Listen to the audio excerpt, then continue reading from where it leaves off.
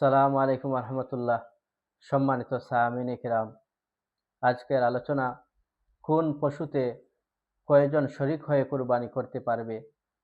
উত্তর, ফাতাওয়ায়ে হিন্দিয়া ৫ নম্বর খণ্ড ২৯৭ নম্বর পৃষ্ঠায় নিয়ে এসেছেন।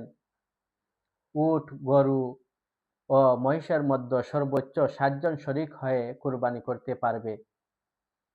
তবে ৭ জন শরিক হওয়া জরুরি নয়, ২, ৩, ৪, ৫ ও ৬ জনও শরিক হয়ে কুরবানি করতে পারবে। তবে প্রত্যেক শরিক ১/সপ্তাংশ বা তার চেয়ে বেশি অংশে শরিক থাকতে হবে। ১/সপ্তাংশের কম অংশে শরিক থাকলে কুরবানি হবে না। আর ছাগল, ভেড়া ও দুম্বা যত বড় হোক না কেন একাধিক ব্যক্তি শরিক হয়ে কুরবানি করতে পারবে না। ওয়া মা আলাইনা ইল্লাল বালাগ।